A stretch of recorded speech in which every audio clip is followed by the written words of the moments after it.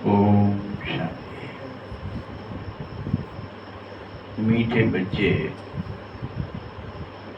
तुम सभी इस समय सच्चे सच्चे राजयोगी हो। तुम्हें राज ऋषि भी कहा जाना चाहिए। ऋषि, राज ऋषि माना ही पवित्र आत्मा, एक राजा जैसी और एक ऋषि जैसी।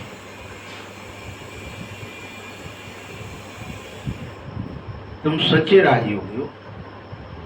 चेक करो, हो ना? चेक करना पड़ेगा। बाबा ने तो कह दिया हो, बाबा को तो पता है कि हो।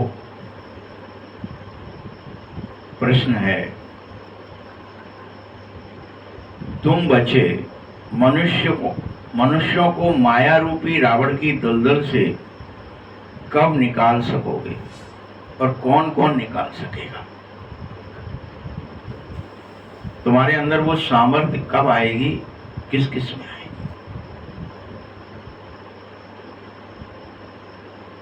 उत्तर है, वही बच्चे माया रूपी दलदल से अन्य मनुष्यों को निकाल सकते हैं जो खुद उस दलदल से बाहर निकले हुए हों। कौन निकाल सकता है? जो अतीन्द्रिय है, जो जितेंद्रिय है, जो अंतर्मुख है, जो 24 घंटे देह दुनिया से परे है, यानी इस दलदल से परे है, जो खुद दलदल से परे। क्योंकि दलदल से निकालने वालों की एक निशानी होती है। अब कौन निकाल पाएगा? क्या निशानी उसके अंदर होगी? आपके हिसाब से क्या होगा?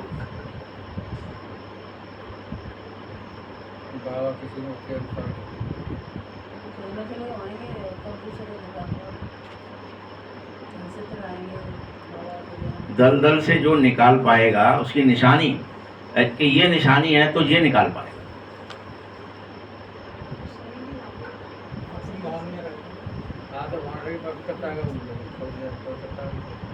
बाबा कह रहा है, इच्छा मात्रम अविद्या जिसके अंदर होगी, क्या होगी?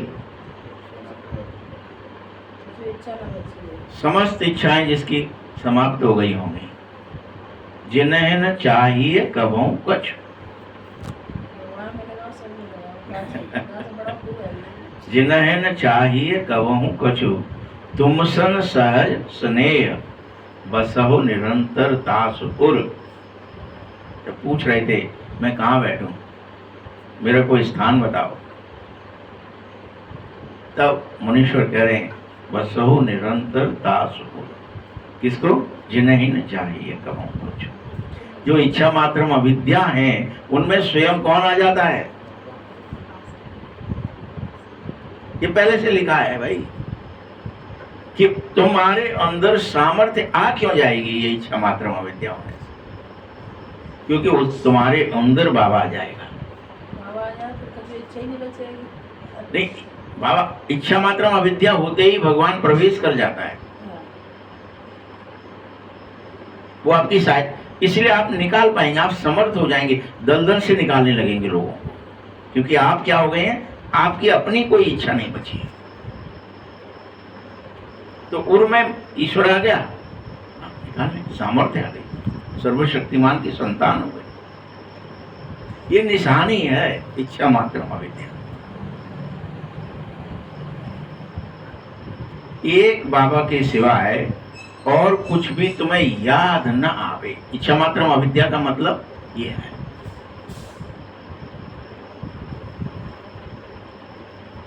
अच्छा कपड़ा पहन लें, अच्छी चीजें खा लें, डॉट डॉट डॉट, ये जितनी इच्छाएं हैं, ये अच्छा नहीं है, ये अच्छा है। व्हाइट में भी मेरा व्हाइट सबसे अच्छा है।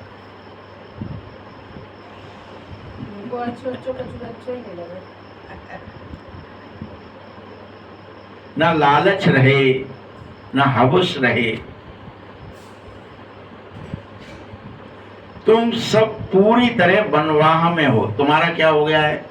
14 साल का वनवास हो गया है। अब वनवास वाले की कोई इच्छा होती है क्या? कहीं घर जाऊं, कुछ श्रृंगार करूं? उसको तो जंगल में ही रहना है।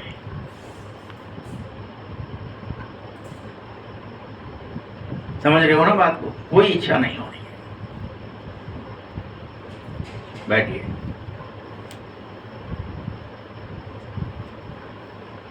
तो सिवाय एक बाप के कुछ याद न आए, कोई इच्छा ना हो कि कपड़ा अच्छे हों, चीजें अच्छी खा लें, अच्छा अपने आप शरीर को कर लें, ये लालच ना हो, पूरा ही वनवासी हो जाएं, इस शरीर को भी भूल जाएं। मेरा कुछ है ही नहीं, न शरीर है न मैं हूं, मैं एक आत्मा हूं। ऐसे आत्म अभिमानी बच्चे ही रावण की दलदल से अन्य मनुष्यों को भी निकाल सकते हैं।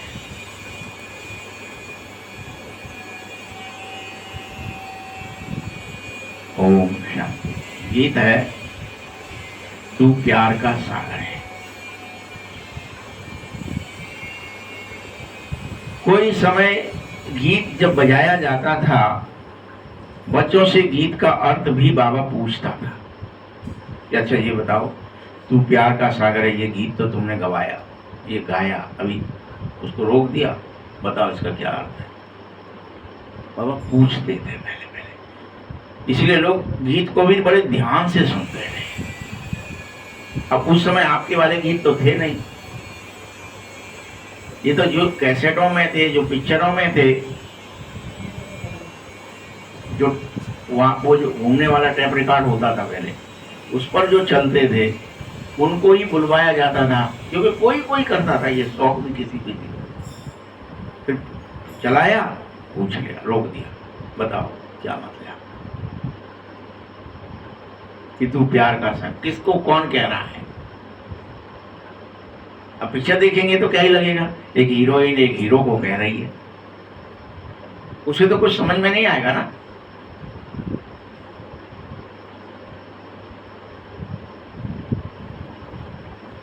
तो बोलो तुम बच्चे बताओ कब से राह भूले हो? कोई ने कहा बाबा द्वापर से, कोई ने कहा बाबा सतयुग से। तुम बच्चे जो कोई भी कह रहे हो कि हम सब द्वापर से राह भूले हैं, वो सब गलत है। क्योंकि वास्तव में संगम के बाद जैसे ही तुम सतयुग में जाएंगे तो तुम राह भूल ही जाएंगे। तभी तो सतयुग से ही 16 कला संपूर्ण होते हुए कि पुरुषार्थ नहीं हो सकता, फिर प्रारब्ध भोग सकते हो और गिरती कला में ही जाओगे, कोई और चढ़ती कला में जा ही नहीं सकता। बाबा को भूल जाते हो, घर को भूल जाते हो, देह याद रहती है, देवताई स्वरूप याद रहता है, देवताई गुण रहते हैं तुम में, सब रहता है,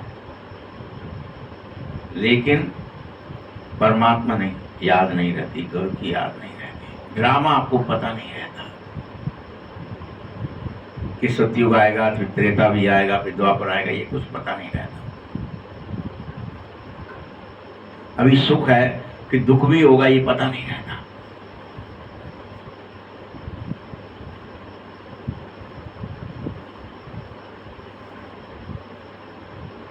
इसीलिए वही पास हुए जिन्होंने कहा कि सतयुग से हम राह भूल गए हैं, जिन्होंने कहा द्वापर से भूले हैं, द्वापर से आप वाम मार्ग में आए, लेकिन राह घर की तो आप सतयुग में भूल गए थे। अब वापस नहीं चले जाते, नहीं तो राह याद होती तो कि सतयुग से आए तुरंत परमधाम चले गए, पवित्र तो हैं, परंतु राह भूल जाते हैं, इसलिए जा नहीं सकते। उतरना ही पड़ेगा, भले ही सतयुग में जन्मे हो, लेकिन राह भूल जाओ, घर की राह बंद। अभी फिर से संगम पर राह बताने वाला तुमको मिला है, सतयुग में तो राह बताने वाले को तुम जानते तक नहीं हो और तुम्हें वहां आवश्यकता भी नहीं है घर जाने की। खेल में शुरुआत कर रहे हो, खेल शुरू हो रहा है, वहां आवश्यकता थोड़ी, खेल पूरा होता है कलयुग में आकर के,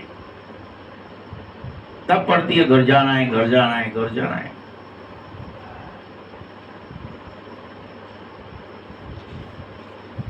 वहां कोई सतयुग में मुझको जानता ही नहीं है कि मैं तुम्हारा बाप हूं, सिर्फ अपने देवता बाप को ही जानते हो। कोई भगवान भी होते हैं, कोई नहीं जानते। ये तो द्वापर में जब देवता तुम दैत्य बनने के लिए वाम मार्ग में जाते हो तब रोते हो, कोई हे प्रभु कैसे हो, कौन हो, दर्श दे दो, ये हम कहां चले गए, कैसे कामी बन गए, रोते हैं। फिर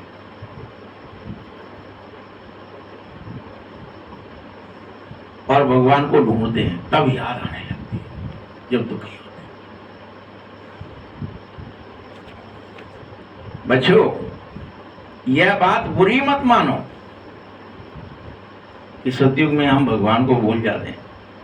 भूलना ड्रामे में नूद है, ये तो खेल का हिस्सा है कि तुम जब सतयुग में आएंगे मुझे भूल जाएंगे, ड्रामे को भूल जाएंगे।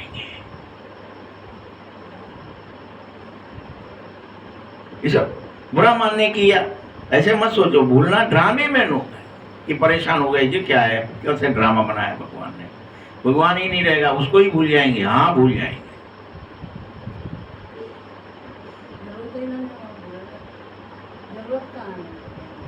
जरूरत क्या, सुख इतने ज्यादा है कि आपको याद नहीं आती है, चाहते हुए भी कर नहीं सकते। बाबा ने बुला अपना भूल जाते। ये ड्रामा की नून है। ड्रामा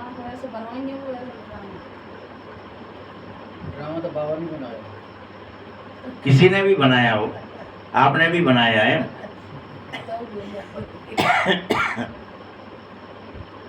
याद रखना, आपस में ही भ्रमित किया है। यहाँ भी अभी कोई ज्यादा सुखी हो जाए, आपने देखे ना अभी क्या ये हो नहीं रहा है। अनेक माँ बाप भाई अनेक लोग रो रहे हैं कि हमारा बच्चा अमेरिका चला गया, लौट नहीं रहा है, पैसे भेज देगा अगर हम कुछ फोन भी करेंगे तो, लेकिन आता नहीं है। क्यों है?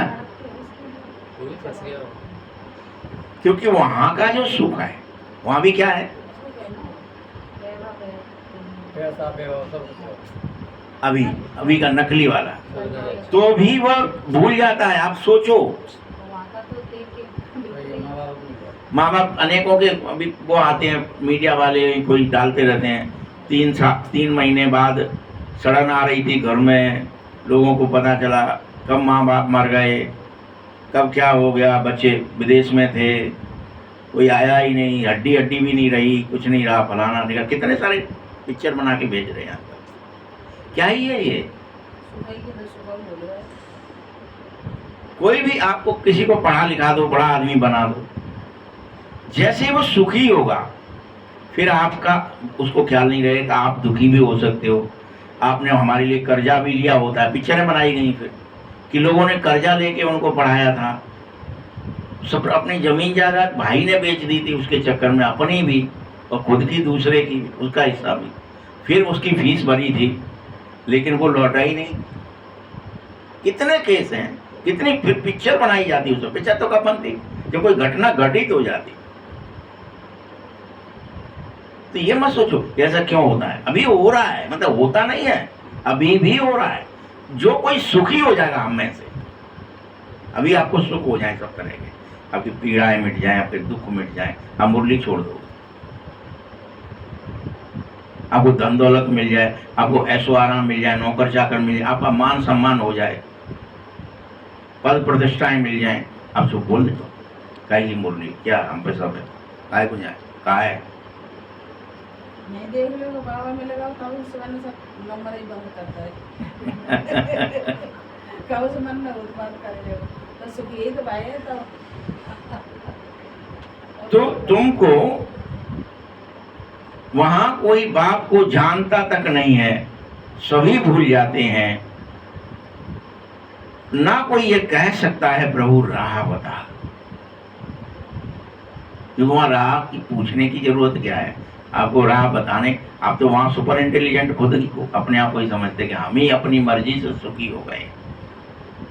यहाँ पर भी जो पहुंच जाते विदेशों में, वो क्या ही समझते, अच्छा बता पढ़ाई की अहंकार कितना, हमने किया है पुरुषार्थ, हमने पद पाया है, हम कर रहे हैं मेहनत, इसलिए हमको सुख है। उसमें दूसरे का योगदान भूल गए पैसा तो माँ बाप ने लगा दो दवाई तो भूल गए अगर रातों को नहीं भूलते नहीं सब करना हाँ, हम सतयुग से लेकर हर हालत में परमात्मा बाप को भूल जाते हैं। बाबा प्रश्न पूछ रहे हैं, बुद्धि चलाने के लिए प्रश्न पूछता है बाबा, तुम कुछ चलाओ तो बुद्धि यार। ये ज्ञान ही निराला है बच्चे। अब यहाँ इतनी सी क्लियर कट भगवान बात आपको पोल खोल रहा है कि तुम जो है मुझे भी भूल जाओगे। और फिर कोई कहे अरे बाबा हम खून से लिख के दे रहे हैं, हम नहीं भूलेंगे। तुमने हम पे इतना एहसान करो, तुमने हमें नरक में से निकालो, तुमने फलाना करा है, ये करा है, वो करा है। बाबा कह रहे नहीं भूल जाओगे। अपन फिर अहंकारवाई अहंकार दिखाते रहते हैं ना, बेवजह का ही आए हम कैसे भूल जाएंगे, आपके इतने एहसान है हम पर, लेकिन भूल जाओगे। नियम ही ऐसे है। जैसे ही कोई भी सुखी हुआ भूल जाएगा। ये ज्ञान निराला है, इसलिए भगवान एक एक पोल खोल देता है। आपको भले बुरा लग जाए कि अच्छा सतयुग में कोई भगवान नाम की चीज ही नहीं, कोई पूजा पाठ तो होता ही नहीं है, क्योंकि भक्ति नहीं होती है, और कोई ज्ञान भी नहीं रहता है परमात्मा का, ड्रामे का, ये ज्ञान नहीं रहता है, स्वदर्शन नहीं रहता है किसी के पास। बस दैवीय गुण होते हैं, उनसे देवता ही, इससे देवताएं कोई अच्छे नहीं माने जाते कभी भी, कहीं से भी। दैवीय गुण है वहां सब, माँ बाप कोई भूले कोई हो, क्या है वो, कुछ नहीं। वो देवता जो पुकारते भी हैं तभी पुकारते हैं जब दैत्य शासन कर लेता है। जब हमारे ऊपर दुख का शासन होने लगता है ना, हमारा सिंहासन छिन जाता है इंद्र का, फिर दूसरा कोई बैठ जाता है दैत्य आकर के, तब रोते हैं भगवान कौन है, कहाँ हो, प्रभु बचाइयो, कौन है, हम छीन लो है वापस, हमें दिब्बाऊ वापस। और कहते ठीक है देखेंगे, टाइम से लेंगे अवतार, आते हैं करते हैं व्यवस्था। जो बाबा को तो पता है ना, ये अभियान फिर से दे दे, तुरंत ही दे देगा बाबा द्वापर में ही आपको। क्या ही करोगे आप, कितने मतलब ही हो, स्वार्थ लाभ करें सब प्रीति, सुर नर, सुर सबसे पहले लिखा सुर, देवता सबसे स्वार्थी कौन, देवता। तुम देवता बन जाएंगे तो तुम ये नहीं सोचो निस्वार्थ हैं, तुम सबसे ज्यादा बड़े स्वार्थी। तुम्हारा स्वार्थ निकल गया, भगवान को भूल गए। सुर, फिर नर, फिर मुनि। साधारण मनुष्य तो नहीं भी नहीं है उसमें ये ऋषि मुनि ये बहुत स्वार्थी है, सभी जब देवता सबसे स्वार्थी है। तो ये ज्ञान निराला है, यहाँ एक एक की पोल खोली जा रही है। यहाँ कोई को छुपाया नहीं जाता, भगवान छुपाते नहीं है कि बच्चे मैं तुम्हारे लिए सेवा कर रहा हूँ, तुम्हारा नौकर हूँ, तुम्हारा मूत पलीती कर रहा हूँ, तुम्हारे कपड़े भी धो रहा हूँ, तुम्हारे को पवित्र बना रहा हूँ, तो तुम मेरा एहसान करना, कहते तुम मुझे पता तुम मुझे भूल जाओगे। क्लियर कट कह रहा है बाबा। और तुम्हें बुरा न लगे इसलिए कह रहा है ये ड्रामे में नोदा है, ये नहीं कह रहा कि तुम स्वार्थी हो। भगवान कितना मीठी बात करता है। तुमसे क्या कह रहा है बाबा, तुम स्वार्थी हो, ऐसा नहीं करा कि तुम मतलब ही हो, तुम्हारा मतलब निकल जाएगा फिर तुम मुझे नहीं पूछोगे, अगर कोई बात नहीं, ड्रामे में नोदे, ऐसा होता ही है। हर कोई मनुष्य ही नहीं, आप ये देखते हो ना, चिड़िया देखो, आप किसी को भी देखो, छोटे से छोटे जीव को, अब वो अंडे में से रही है, अपनी जान भी देने को तैयार है, और जब बच्चा उड़ने लगता है फुर्र से, फिर क्या ही हो जाता है, लौट के आता है, पूछता है तुम ठीक हो कि मर रहे हो कि जिंदा हो। वो अपना काम करता है।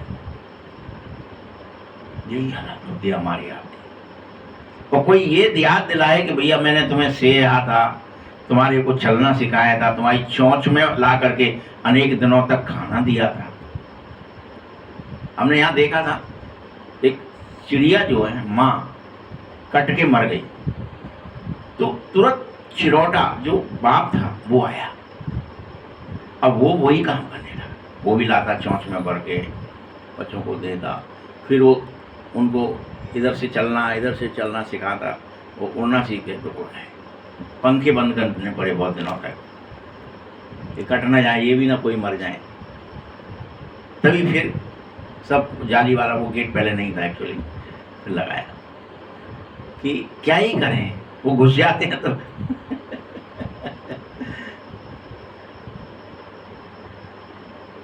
ये सब तरीके हैं।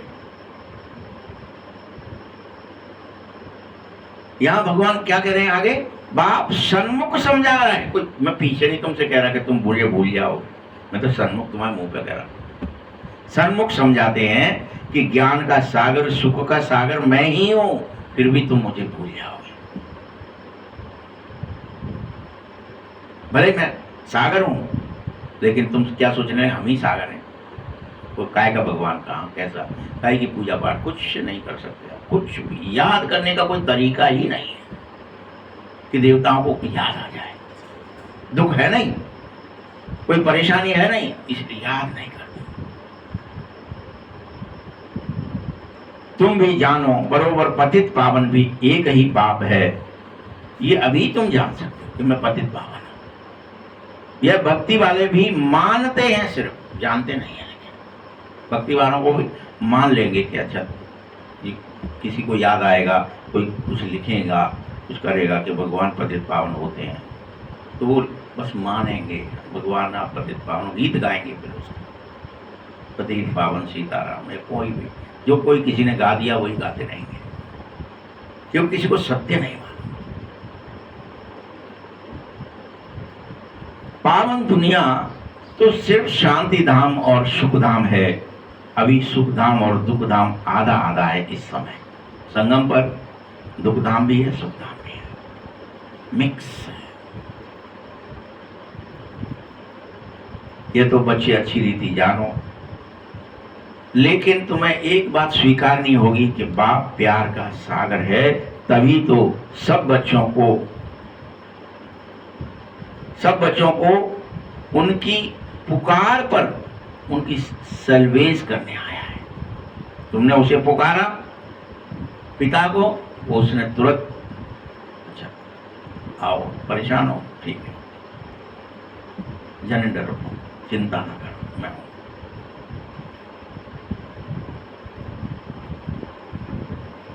तुम सभी मुझे पिता कहकर पुकारते थे, परंतु कौन हूं, कैसे आता हूं, क्या हूं, ये सब भूल गए थे। इसलिए कहीं भी कुछ भी पत्थर भी रख लिया, पुकारने लगे। 5000 वर्ष पहले की बात है। इन देवी देवताओं का राज्य था। बाबा अब आपको आपकी बात बता रहे हैं। सतयुग में सदगति और दुर्गति कैसे होती है कोई बता ना सके, कौन बताएगा। बाप आकर समझाता है, बच्चे ध्यान से सुनो। सतयुग और त्रेता में तो ठीक चला, द्वापर से तुम्हारी दुर्गति होना शुरू हुई और तभी से तुमने मुझे बुलाना शुरू किया। ये बाबा बता रहा है, इसलिए हमको पता, ये नहीं है कि हमें पता है, बाबा बता रहा है। तुम समझो, और यह कोई नई बात नहीं बता रहा हूं, यह हर कल्प ऐसे ही होता है। बाबा कह भी रहा है और फिर क्या कह रहा है, द्वापर से तुम सब दुर्गति में जाते हो, हर कल्प जाते हो, फिर चिल्लाते हो, रोते हो, पुकारते हो, हे प्रभु। कोई तो ऐसे पुकारते, अब बाबा मोह मिले अवतार ना हो, रो रो के कहेंगे, या ड्रामे जहाँ पाठ है कटवा देंगे, ये वाला पाठ मोह नहीं चाहिए। शादी वालों भाई ये पढ़ जाओ कितने लोग रोते हैं इस बात के लिए। बाबा तो मिल जाए और तैसे ही कहेंगे बाबा जा वाले पार्ट हटाए दे बस। तो तुम मुझे द्वापर से बुलाते हो, समझते हो बाप कल्प कल्प आता है। अभी निराकार बाप आत्माओं को समझा रहा है, कोई भी अपनी आत्मा को तक नहीं जानते। तुम सब में से कोई भी ये भी नहीं जानते तुम आत्मा हो। तो कैसे हो, कौन हो, कहाँ रहते हो, कैसा रूप है, नहीं जानते। ये बाबा जैसे जैसे बता रहा है वैसे वैसे आपने रट लिया है, आपको नहीं पता है। लेकिन कि मैं बिंदु रूप हूँ, ज्योति रूप हूँ, या जो भी कुछ कहा है, जितने भी चीजें कही है कि निराकार हूं,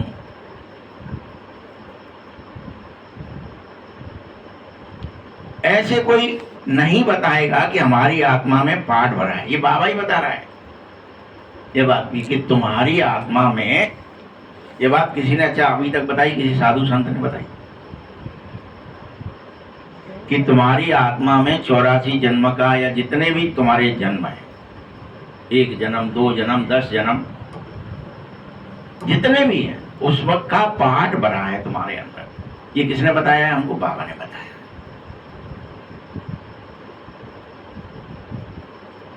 ऐसे कोई बताता ही नहीं है। कभी नहीं कहेंगे कि मैं अनेक बार यह बना हूं, अनेक कल्प में ऐसे ही पाठ बजाता हूं। ये भी बाबा ने बताया है कि बच्चे कल्प कल्प जो जितने जन्म का पाठ है, जो नूद है तुम्हारे, जो बम बनाने वाला है, जो एटम बम बनाने वाला है, परमाणु बम के लिए जो आया वो अभी अभी आया है, उसका वो पाठ है। वो 1 जन्म 2 जन्म बस बजाएगा, बनाएगा, विनाश के निमित्त बन जाएगा, फिर बैठ जाएगा परम धाम में।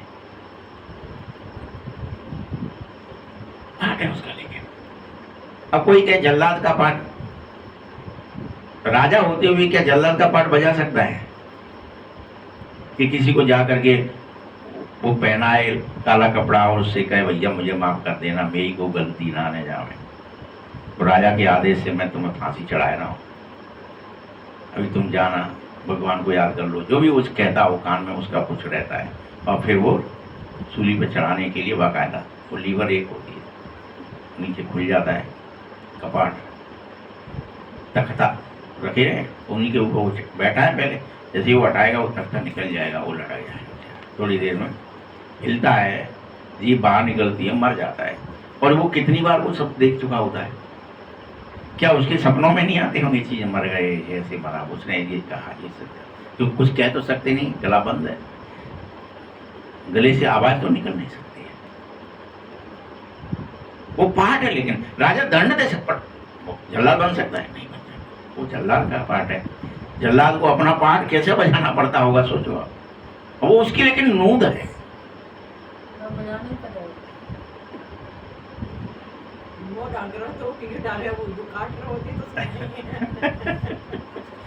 कुछ काटते थे, सही बात है, गर्दन काटना है भाई, इसकी अलग कर दो।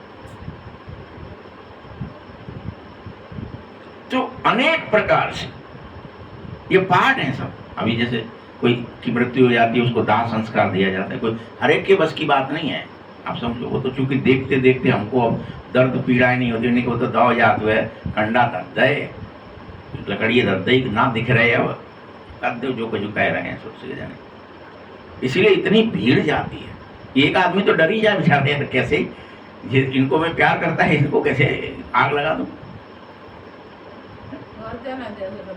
नहीं, सब दे सकते हैं हम तो, अब तो सब हिम्मत है, सब पिक्चर देख देख के एक ने औरत ने दी तो सब देने लगी। सब ऐसा कोई काम नहीं जो नहीं कर सकते, ये भी एक गलत फहमी, क्योंकि स्त्री पुरुष कुछ होता नहीं है, वो तो चोला पहन लिया है, आत्माएं तो वही है। तो मैं अनेक बार का बना हुआ हूं, ड्रामा में भी यह भी जानो, लाखों हजार वर्ष कह दिए, यह भी ड्रामा है, ड्रामा रिपीट होता है बच्चों। ये तो कहेगा ना, ये ज्ञान बाप ही बच्चों को सन्मुख आकर दे रहा है। ये ड्रामा रिपीट हो रहा है, वो फिर से होगा, एक्टिंग है जिसकी, वही उतनी खोज करेगा, वही उतना, जिसने हवाई जहाज बनाया, जिसने रेल बनाया, जिसने जो टेलीफोन बनाया, उसकी अपनी एक्टिंग है। वो आएगा संगम पर, बनाएगा, चला जाएगा। रोबोटिक वाले रोबोटिक बनाएंगे, पार्ट है।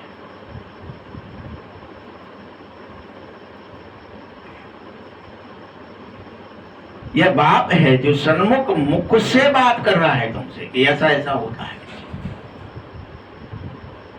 तुम जानो, हमको शिव बाबा ने ब्रह्मा द्वारा अपना बनाया है, यह भी तुम स्वीकारो। हम ब्राह्मण बनाए जा रहे हैं, ये भगवान शिव ही बना रहा है हमें। हमारी हिम्मत नहीं है कि हम बन जाए। कोई कहते ना हम बन गए, शिव ने बनाया। शिव बाबा का यह बच्चा ब्रह्मा, यह बच्चा भी है तो यह बननी भी है, स्त्री भी है इसकी, क्योंकि इसके थ्रो बनाता है। बाप अकेला माँ के बगैर कैसे बनाए बच्चे? तो मुख इसका यूज कर रहा है, इसलिए इसके मुख से निकलते हो तुम। बाबा के पास तो मुख नहीं है ना, तो मुख किसका यूज हो रहा है? बन्नी का। अब बन्नी कौन है? तो जिसके मुख से भगवान बोल रहा है। इसीलिए दो हो गए, एक स्थूल भी हो गया, एक मूल रूप में भी हो गया, और दोनों की वजह से आपका निर्माण हो रहा है। देखो कितने बच्चों की ये दोनों मिलकर, बाबा शिव बाबा और यह बन्नी स्त्री उनकी मिलकर संभाल कर रहे हैं। संभाल की जाती, तुम्हारी पैदा किया जाता है तुम्हें, सुना सुना के, सुना सुना जो पैदा हो गए उनकी संभाल की जाए, कहीं भाग न जाए, कहीं मर न जाए, कहीं भूल न जाए, कहीं चले न जाए, संभाल की जाए। संभाल क्या रहा है बाबा? संभालता है रोजाना। अकेला मेल होने के कारण फिर सरस्वती को मददगार बनाया कि तुम बच्चों को संभालो। यह बातें शास्त्रों में लेकिन लिखी कहीं नहीं गई कि ब्रह्मा ने सृष्टि रची तो फिर कैसे संभाली, ये कहीं लिखी नहीं गई। वो निकालता गया और रचती गई, क्या संभाल तो करी होगी ना, वो कहीं लिखी नहीं है। यह बात लेकिन प्रैक्टिकल है बच्चे। तुम्हें बनाएगा फिर संभालेगा, तभी तुम ब्राह्मण बने रह पाओगे और देवता, फरिश्ता और देवता बनोगे। अभ्यास कराए जाएंगे, रोज कहा जाएगा बैठो ध्यान करो, मुरली सुनो, अभ्यास करो। बाप राजयोग सिखा रहा है, जिसको राजयोग सिखाया वही तो राजा बनेगा। 84 जन्म में आए, बाइबल, कुरान, वेद, शास्त्र सब पढ़ते हो, परंतु इस तरह की बहुत चीजें हैं, लेकिन कुछ भी किताबों को पढ़कर, चाहे कुछ भी पढ़ लो, जाओ वेद पढ़ लो, चाहे शास्त्र पढ़ लो, चाहे बाइबल, कुरान सब पढ़ लो, कुछ भी तुम्हें समझ में नहीं आएगा। जो भगवान समझा रहा है कि ड्रामा नूद है, पाठ तुम में भरा है, ये सब बातें तो अभी समझ में आई है। ये पहले समझ में आती थी क्या वेद पुराणों से? नहीं आती। अभी कोई तुम तत्व योगी नहीं हो कि तुम्हें कोई तत्व योगी बनना हो, किसी तत्व से, ब्रह्म तत्व से याद, तो ब्रह्म तत्व को याद कर रहे हो, तत्व योगी बन रहे हैं, उससे तुम्हारे अंदर खुशबू फैला दी तुमने, फलाना कर दी। ये ऊट पटांग जितनी टोटके होते हैं ना, ये तत्व योगी करते हैं। तुम्हारा तो मुझ बाप से योग है डायरेक्ट, तत्वों से नहीं, भूतों से नहीं। वो तो सब भूत है। बाप की याद है, बोलो। राजयोगी, राज ऋषि, योगी राज तुम ही तो हो। योगी पवित्र आत्माओं को कहा जाता है। और तुम पवित्र क्यों बने हो? बाप ने क्या कहा है, कैसे पवित्र बनोगे? जो कोई भी मुझ बाप से योग लगाएगा सो पवित्र बनेगा और योगी राज कहलाएगा। और ये योगी राज की आवश्यकता इसीलिए है कि जो योगी बनेगा, पवित्र बनेगा, सो स्वर्ग की राजाई ले पाएगा।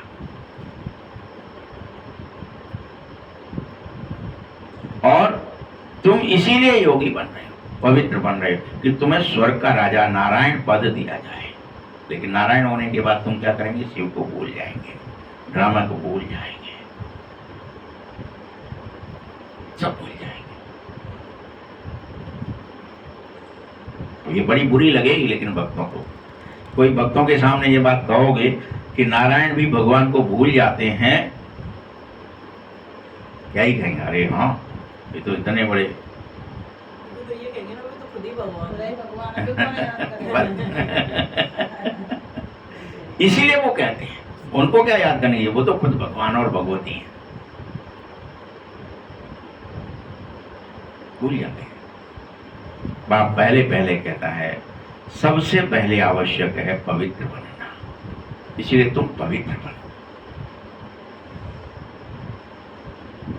योगी नाम ही उसी का होता है जो पवित्र बन जाता है।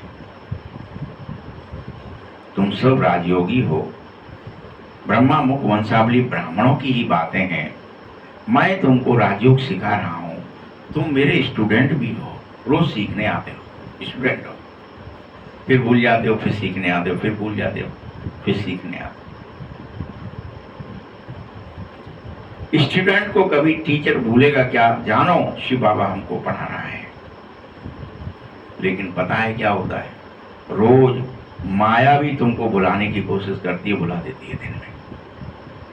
अभी याद कर रहे हैं तो आपको सब याद है, लेकिन थोड़ी देर बाद कि हम ड्रामा में हैं, हम खेल में हैं, हमारे अंदर नूंद है पाठ, हमें पवित्र बनना है, हमें बाबा को याद, ये सब क्या ही होगा? माया बुला देती है, पर्दा डाल देती है। तुम अपने पढ़ाने वाले बाप को, टीचर को और गुरु सदगुरु को भूल जाते हो। भगवान पढ़ा रहा है, ये समझे तभी तो नशा चढ़े। तुम्हें समझ में, भले ही अभी समझ में आ रहा है कि हाँ भगवान पढ़ा रहा है, थोड़ी देर बाद समझ में नहीं आएगा।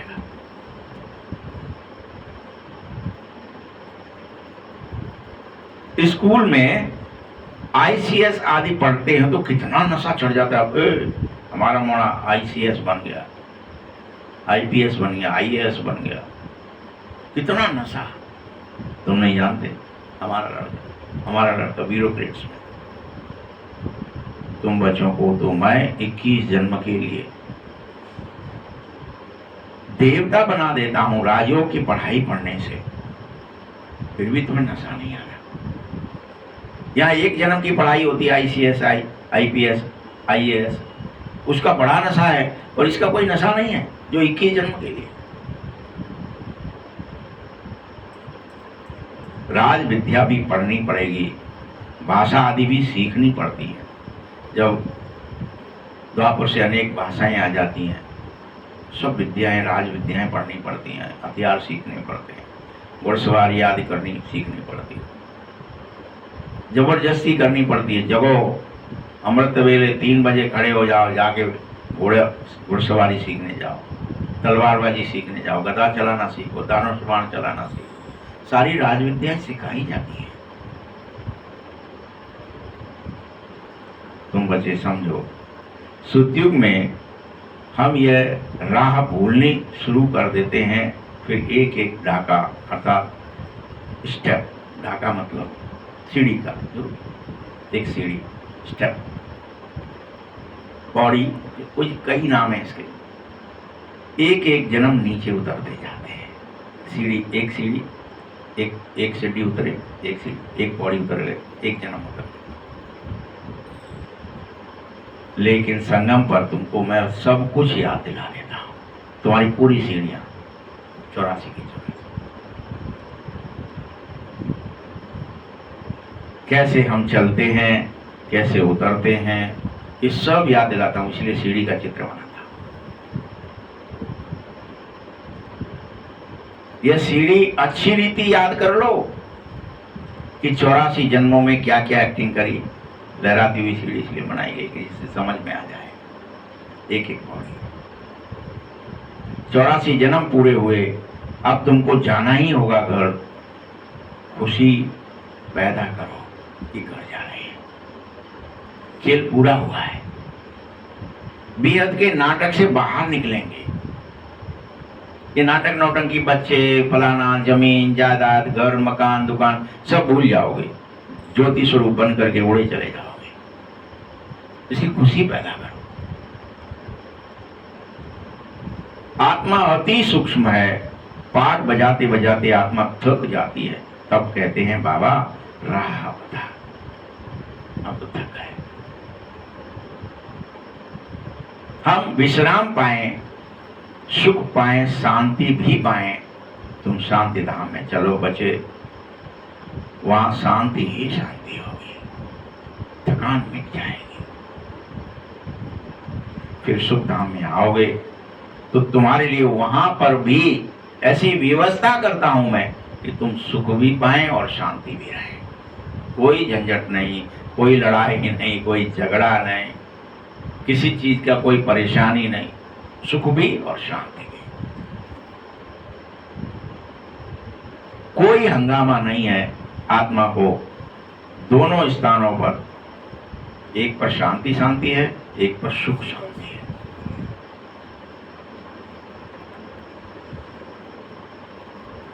अभी फिर द्वापर से दुख धाम शुरू हो जाता है, माया आ जाती है, उसका शासन हो जाता है और तुम अशांति में चले जाते हो और दुखी होने लगते हो। सुख मिट जाता है, दुख आ जाता है, शांति मिट जाती है, टेंशन आ जाती है और पूर्ण रूप से अशांति हो जाती है। यह पढ़ाई है। तुम जानो हमको बाबा सुख धाम माया शांति धाम ले जाने के लिए रोज पढ़ाने आता है।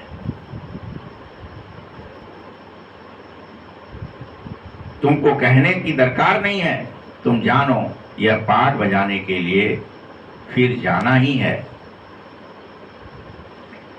खुशी खुशी सुख और शांति में जाना है, पाठ बजाना है, बहुत आनंद आ रहा है, खुशी हो रही है। बाप को याद करने से भी कर्म विनाश होते हैं। कोई कहते हैं बाबा हमको मन की शांति मिले, ये अच्छा गलत है ऐसा कहना, क्योंकि मन कोई शांति की चीज नहीं है, आत्मा ही शांति है। हम बाबा को याद करेंगे तभी हमारे पाप भस्म होंगे, क्योंकि हमने अनेक जन्म अनेक पाप कर लिए होते हैं। शांत तो मन रह न सकेगा, कर्म बगैर मन रह न सकेगा। बाकी महसूसता आ सकती है, जब बाप से पवित्रता सुख शांति का वर्षा ले रहे हो तो खुशी पैदा हो जाएगी। ये दुखधाम है, इसमें सुख तो हो नहीं सकेगा पूरी तरह से। कभी मान लीजिए आप विचारों में सुख हो भी जाए तो शरीर में दुख रहेगा, तो घर परिवार में दुख रहेगा और सब कहें अरे ये तो इतना भजन करते हैं तो दुखी हैं, तो फायदा ही क्या है। ऐसा लोग कहते हैं ना कई लोग, अरे इनके घर में भी झंझट झगड़े हैं, हाय ये क्या ही फायदा हुआ। बाबा क्या कह रहे हैं, ये तो वो जो सुख है वो अंदर में आत्मा में आता है। ठीक है, लेकिन बाहर तो दुखधाम ही है ना अभी, शरीर ही बनो भाई से पीड़ा भी होएगी, सब होएगा, बीमारियां भी रहेंगी, कमजोरी भी रहेगी। मन को सुख शांति में चला जाएगा। तो जिसको बहुत पैसा है वो तो यहाँ सोचने लगता है मैं तो सुख में आ गया। कोई सन्यासी बन के गरबा छोड़ जंगल में जाता है तो सोचने लगता है मैं तो सुख में आ गया, मुझे कोई हंगामा नहीं है।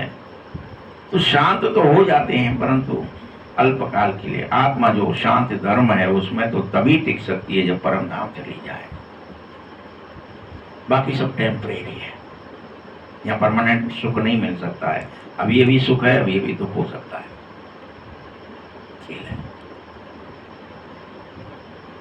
बाप समझाता है, समझाने बेहद का बाप ही दे रहा है। निराकार भगवानो वाच है कि तुम सब आत्मा हो, तुम्हारा मैं परम आत्मा पिता हूँ। परम आत्मा माने परमात्मा। मुझको उनको यह आत्मा बुला रही है, भगवान को बाप आया है, सर्व को सदगति दे रहा है। बच्चे तुम्हें एक ही सलाह देता हूँ, देही अभिमानी बन जाओ, आत्माभिमानी बन जाओ। बाबा की सलाह है, अपने को आत्मा समझो, ये मेहनत करो, बार बार शरीर समझना बंद कर दो। आधा कल्प से जो खाद पड़ती है ये अपने आप याद से धीरे धीरे निकल जाएगी, तुम्हें पता भी नहीं चलेगा। बस याद करो, याद करो, आत्मा समझो, बाबा को याद करो। कब निकल गई नहीं पता चला। किसकी निकल जाएगी? जो ज्यादा याद करेगा उसकी जल्दी निकल जाएगी। तुमको सच्चा सोना बनना है। जैसे सच्चे सोने के बाद उसमें खाद मिलाना शुरू करते हैं जेवर बनाने के लिए, असल में सच्चा सोना ही थे तुम। तुम्हारे में खाद पड़ी, अब तुम्हारी बुद्धि में ये आ जाना चाहिए कि हम तो एक्टिंग कर रहे थे, पाठ बजा रहे थे। हकीकत में हम कुछ नहीं कर रहे थे, न जन्म रहे थे, न मर रहे थे, न सुखी हो रहे थे, न दुखी हो रहे थे। ये सब हम एक्टिंग कर रहे थे। हम तो अमर हैं, अविनाशी हैं। जैसे विलायत में जाए पियर घर लौटते हैं तो खुशी होती है, तुम्हें भी खुशी होनी चाहिए कि अब हम बाबा हमारे लिए स्वर्ग लाया है, बहिश्त हथेली पर लाया है। बेहद के बाप की सौगात है, बेहद की बादशाही अर्थात सदगति। सन्यासी लोग मुक्ति की सौगात पसंद करते हैं, लेकिन मैं तुम्हें वैकुंठ की सौगात देता हूं, उन्हें पसंद नहीं है। सन्यासी समझते हैं कि ज्योति में मिल जाएंगे, जिसमें सब मिल जाते हैं, हम भी उसमें। अरे बच्चे, वह तो जो छठा तत्व है, ब्रह्म महातत्व, तो रहने की जगह, वहां आत्माओं का एक गुरु है जहां सब रहते हैं, विलीन नहीं हो जाते, मरते नहीं, विलय नहीं होता है। बाप भी वहीं रहता है, तुम भी वहीं रहते हो। बिंदी का किसी को साक्षात्कार हो भी जाए तो समझ न सकोगे ये कौन दिख गया। बाबा कहता है मुझे याद करने में दिक्कत क्यों है? बिंदु रूप हूं, लेकिन फिर भी बड़े ज्योतिर्लिंग बना दिए हैं। बाप समझाता है बिंदी की पूजा कैसे होगी, इसीलिए मेरे मंदिर बनाए, उनमें अनेक तरह के पिंड बनाए, शिवलिंग के रूप। बाकी आत्माओं के शालिग्राम रूप भी होते हैं, वो भी छोटे छोटे बनाए गए। याद तो आया थोड़ा बहुत कल पहले का कि तुम शालिग्राम अर्थात अंड स्वरूप हो, पिंड स्वरूप हो, अति सूक्ष्म हो, हाथ पैर आंख नाक बगर हो, ज्योति रूप हो। परमात्मा बिंदु मिसल है। उस समय यह पाठ बजाता है। अभी बाबा कहते हैं उस समय यह पाठ बताने का पाठ नहीं होता है, लेकिन मैं पाठ बजा भी रहा हूँ, लेकिन तुम कहेंगे द्वापर में ही मैं तुम्हें बता दूं सब कुछ। मेरा पाठ कब शुरू होता है? संगम पर।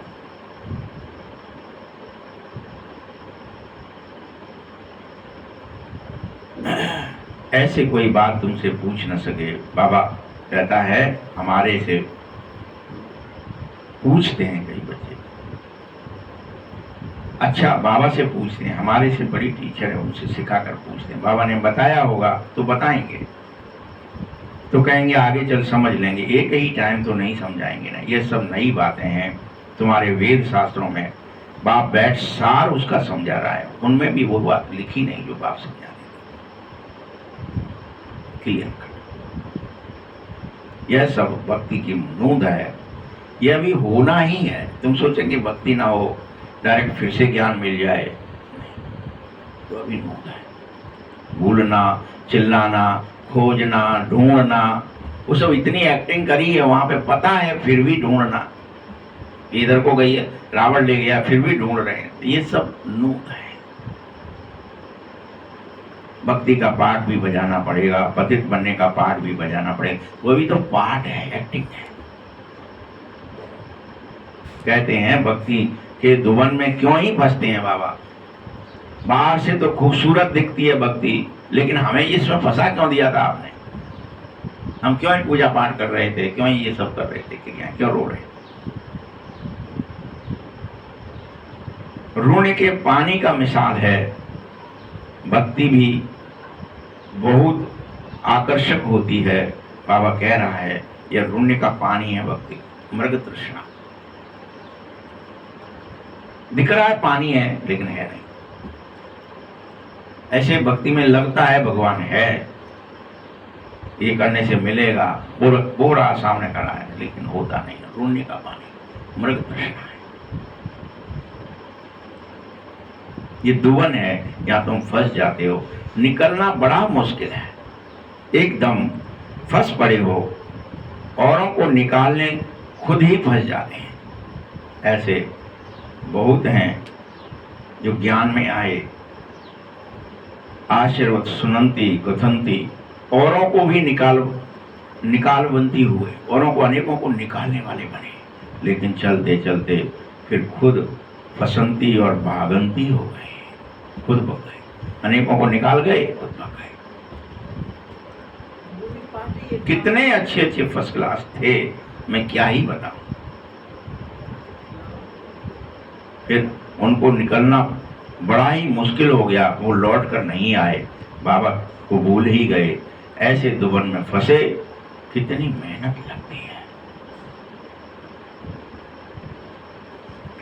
कितनी भी समझाओ, बुद्धि में नहीं बैठ रहा है। अभी तुम समझो कि हम माया रूपी रावण की दलदल से निकले हैं। तुम्हें क्या करना होगा, जितना जितना निकलते जाओगे उतना उतना खुशी का पारा चढ़ते रहना चाहिए। वो यहीं से भी हो गई क्या? याद करके तो क्या हो गया, अभी करना है ना, अभी सुखी होना है, अभी फरिश्ता बनना है, अभी देवता बनना है, अभी दूसरों को सुख देना है, अभी यही पार्ट है तुम्हारा। अभी ये जैसे संसार में हाहाकार मचेगी, भयंकर, हर तरह से कोलाहल होगी, रोज होगी, कहीं किसी गली में किसी बात पर झगड़ा हो जाएगा, लेकिन जो हिम्मत वाले होंगे वही कह पाएंगे, अरे भैया रुको, मत लड़ो। सब नहीं कह पाएंगे, किसी में हिम्मत नहीं आएगी। हिम्मत जो आएगी, आत्मबल जिसमें होगा उसी में आएगी, जो पवित्र होगा उसी में आएगी, वो रोक पाएगा दम हो। पुलिस, मिलिट्री, सब जगह कर्फ्यू लग जाएंगे, लेकिन रुकेंगे नहीं दंगे। मनुष्य नहीं रोक पाएंगे, तुम फरिश्ते बनकर, देवता बनकर रोक पाओगे। ये भगवान तुम्हें सामर्थ्य देगा। फिर कहेंगे भैया कल की अवतार है गौ को, शायद वे आए बिन्ने जो कही सो सब रुक गए। ऐसा तुम्हारे अंदर से प्रकट होगा तो खुशी होती जाएगी। जो खुद निकल सकता है वही तो दूसरे को निकालेगा। बाण चलाने वाले कोई तीखे होते हैं, कोई कमजोर होते हैं। इसके लिए उदाहरण भी है कि एक भील था जिसका अंगूठा काट लिया, और एक अर्जुन था। ये एकलव्य और अर्जुन का जो उदाहरण है, ये भी है कि कोई ऐसा नहीं है, अर्जुन साथ भी रहता था फिर भी उसको गीता ज्ञान सुनाना पड़ा। एकलव्य साथ नहीं था फिर भी उसको दृढ़ निश्चय था कि भगवान है।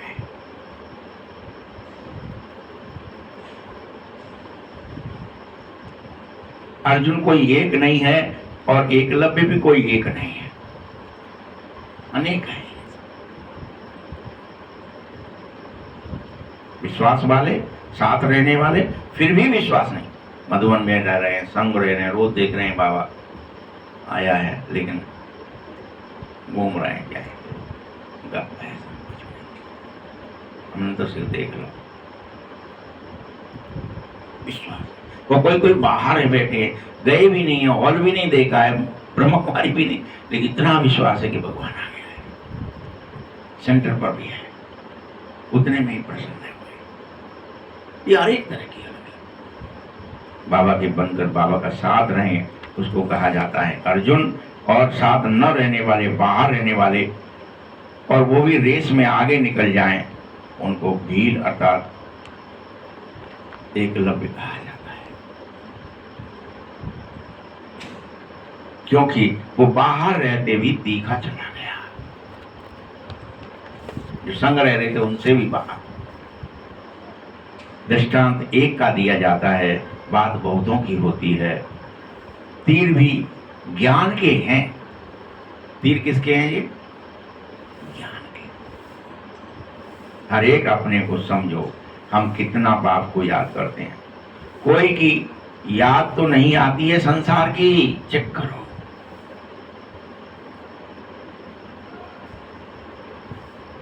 अच्छी चीज पहनने की याद तो नहीं आ रही है, अच्छी चीज खाने की लालच तो नहीं रह रही है।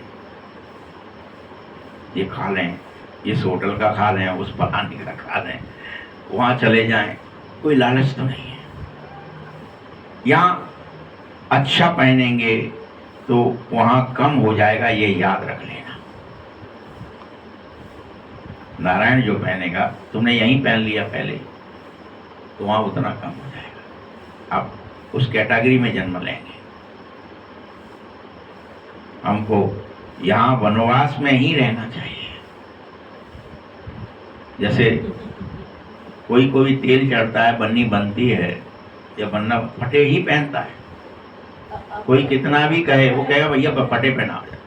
जब अब यार फिर से तेल चढ़ाएगा, फिर तीसरा चढ़ाएगा, फिर चौथा चढ़ाएगा, पांचवा चढ़ाएगा, जितने 7 तेल निकले हैं 7 चढ़ेंगे, तो इसके पूरे कपड़े ही खराब हो जाएं। वो नए पहन सकता है, वनवास में है उस समय, थोड़ी देर के लिए वहां एक्टिंग करी जाती है वही से।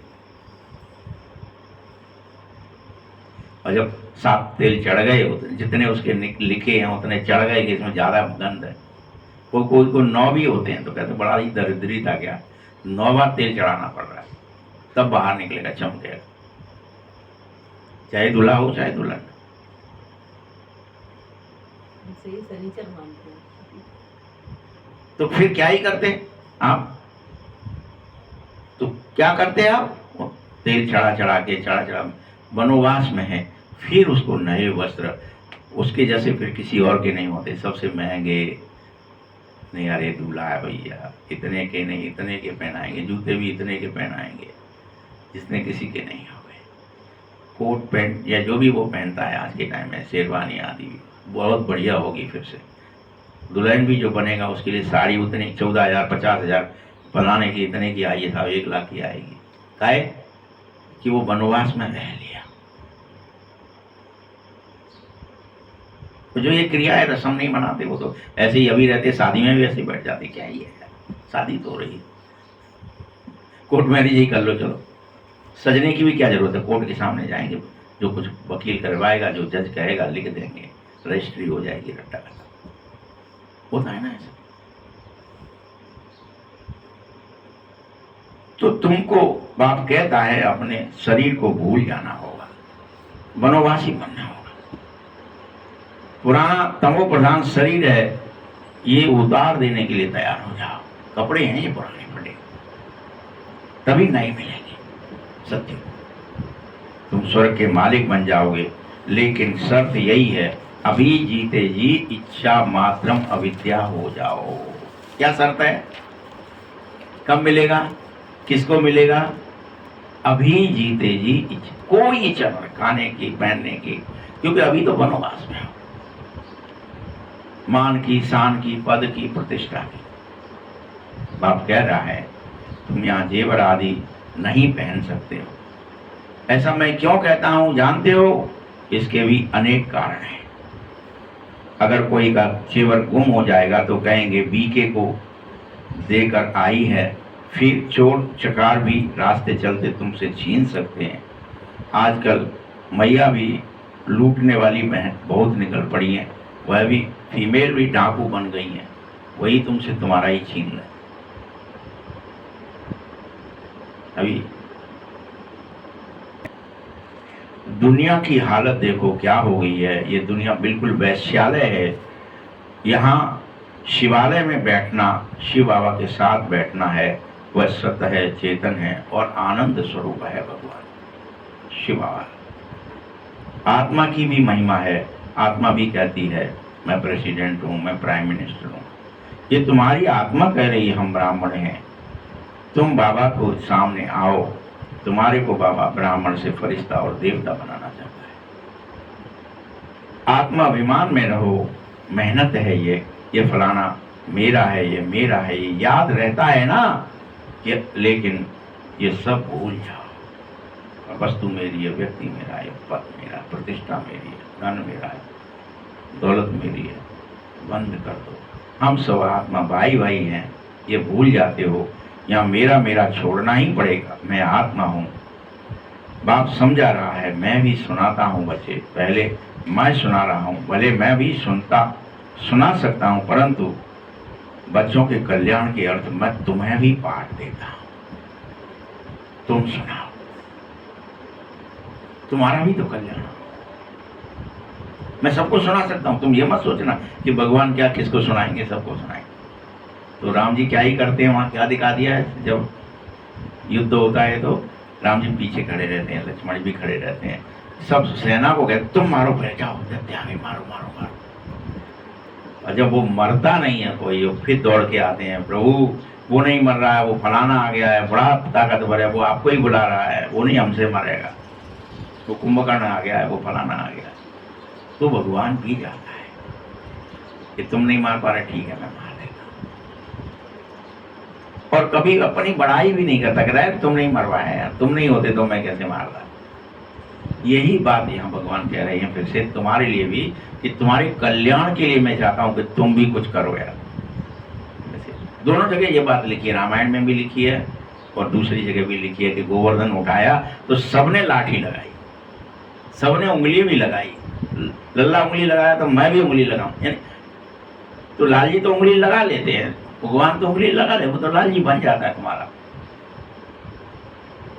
लेकिन तुम ये अहंकार कर लें कि ये हमारी वजह से उठा है तो गड़बड़ हो जाती है, सबकी उंगली टूट जाती है, अहंकार टूट जाता है। बच्चों के कल्याण के लिए करता हूँ, सदा समझो, शिव बाबा समझा रहा है, विचार सागर मंथन करना बच्चों का काम है। जैसे तुम करते हो वैसे भी मैं भी करता हूँ, नहीं तो पहले नंबर में कैसे तुम आओगे अगर तुम नहीं करोगे तो। इसीलिए मैं अपने को सदा गुप्त ही रखना चाहता हूँ, बच्चों को ही आगे बढ़े, तुम करो, मैं तो पीछे बैठा हूँ।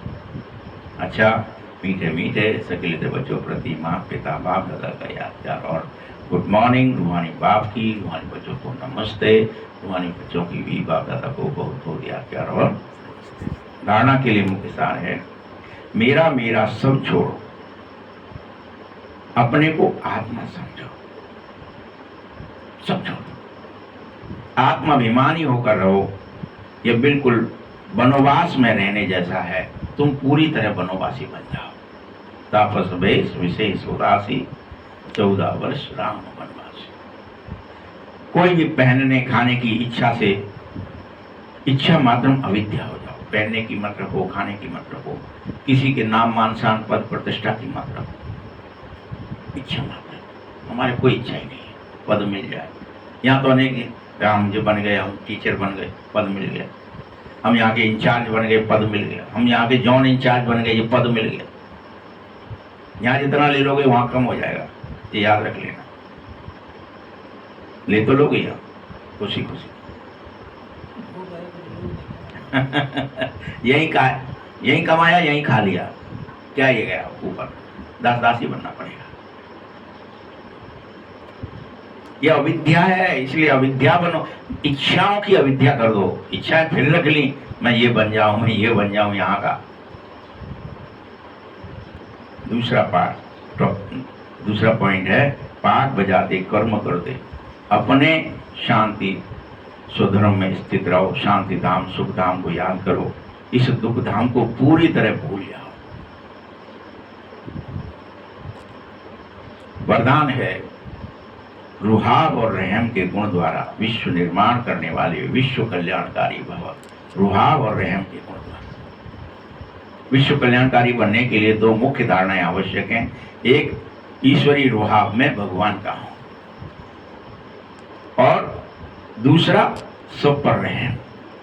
सब पाठ बजा रहे हैं, सब भूल गए हैं, सब नशे में हैं, सब माया के बंधन में हैं, इसलिए उन पर रहम। क्रोधी कामी लोभी ये ना दिखें, क्या दिखें, बंधन में, माया ने बांध ली है, छुड़ाना है, मुझे छुड़ाना है। हनुमान जी बनकर छुड़ाओ सबको, रहम करो। रूहाब और रहम दोनों साथ साथ और समान होना चाहिए, रूहानियत की स्टेज बन जाएगी। अभी भी कोई कर्तव्य कर रहे हो और मुख से शब्द वर्णन करने वाले हो तो चेक करो कि रहम और रूहाब दोनों समान रूप से रहते हैं मेरे अंदर, कि तुम पर रहम रहता है तुम्हें। ये है जाए हम क्यों निकालें, ये तो बेवकूफ़ है, ये तो फलाना है, ये तो ये कबाड़ी है, शराबी है, जुआड़ी है, ये बेचारी है, हम इसको क्यों निकालें। रहम करो, बेचारा माया के वशी हो। शक्तियों के चित्र में इन दोनों गुणों की समानता दिखाई जाती है। इसी के आधार पर विश्व नवनिर्माण से निमित्त बन सकते हो। स्लोगन है, बाप के प्यार से के पीछे व्यर्थ संकल्प न्योछावर ही कर दो। भगवान के ऊपर न्योछावर कर दो। न्योछावर करी जाती है वो चीज़, क्या करी जाती है फिर? अब बस दूसरे को दे दी जाती है, लो भाई हम इसको यूज नहीं करेंगे, ये तुम्हारी होगी। तो ऐसे ही आप परमात्मा के प्यार के पीछे किसको न्योछावर कर दो? व्यर्थ संकल्प न्योछावर करके दे दो दूसरों को। अब हाथ से हम कुछ व्यर्थ नहीं करेंगे। ये ऐसा क्यों हुआ, वो वैसा क्यों हुआ, ये ऐसा हमारे संग क्यों हो रहा है, हम नहीं करेंगे। हमने वो न्योछावर कर दिए भगवान के प्यार। यही सच्ची कुर्बानी है। इसको कहते कुर्बानी दे दी। और व्यक्ति सारे में प्रसन्न रहने के लिए, नेचर को सरल बनाने के लिए सहनशील कैसे बनेंगे? आज जितना जो स्वयं सरल होगा उतना याद भी सरल रहेगी। जितना जो हर बात में स्पष्ट अर्थात साफ होगा उतना सरल होगा।